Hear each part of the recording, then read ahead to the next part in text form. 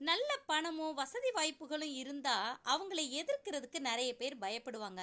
ஆனால் பெற்ற தாய் தகப்பன் கூட பிறந்தவங்களுடைய ஒரு ஒத்தாசை கூட இல்லாமல் தனிமையாக இருக்கிற யாராக இருந்தாலும் சரி, அவங்கள எல்லாருமே ஈஸியாக ஓவர் கம் பண்ண ட்ரை பண்ணுவாங்க. அவங்களுக்கு எதிர்த்து நிற்பாங்க.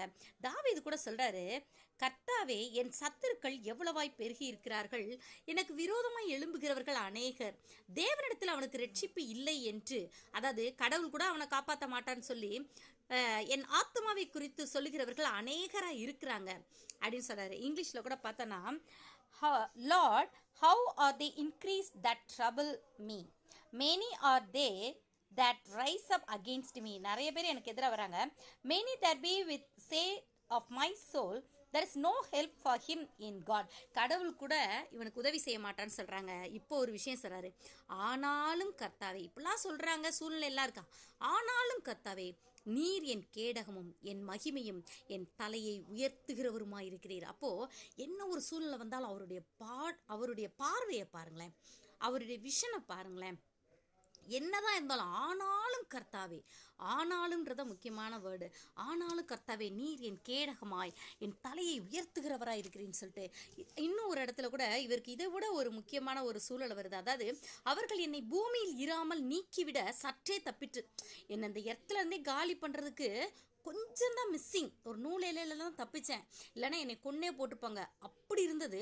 ஆனாலும் நான் உமது கட்டளைகளை விட்டு விடவில்லைன்னு சொல்கிறாரு. பார்த்தீங்களா, இதுதான் ரொம்ப முக்கியங்க. நமக்கு ஒரு பிரச்சனை வரும்போது, எனக்கு மட்டும்தான் கடவுளை நீங்கள் இப்படி பண்ணுறீங்க, ஏசப்பா நீங்கள் எனக்கு மட்டும்தான் இப்படி பண்ணுறீங்க ஆண்டவரே, நான் எவ்வளோ தூரம் உண்மை நேசிக்கிறேன், எனக்கு இப்படியெல்லாம் நடக்குதுன்னு சொல்லி கர்த்தரை குறை சொல்லுகிறவர்களாக காணப்படுகிறோம். ஆனால் தாவீது எப்படி இருக்கிறார் பாருங்களேன், எந்த சூழ்நிலை வந்தாலும் சரி, பூமியிலிருந்தே அவர் சாவதற்கு ஏதுவான சூழ்நிலை வந்தது, ஆனாலும் நான் உமது கட்டளைகளை விட்டு விடவில்லை.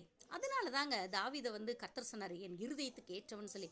இன்னும் சொல்றாரு, உமது கிருபையின்படியே என்னை உயிர்ப்பியும், என்னை உயிர்ப்பிக்க உங்களால தான் முடியும், உங்க கிருபையின்படி என்ன உள்ளான மனிதனை, நொந்து போன நொறுக்கப்பட்ட உள் மனிதனை உயிர்ப்பியுங்க அப்படின்னு சொல்லிட்டு, அப்பொழுது நான் உம்முடைய வாக்கின் சாட்சியை காத்து நடப்பேன்னு சொல்லிட்டு.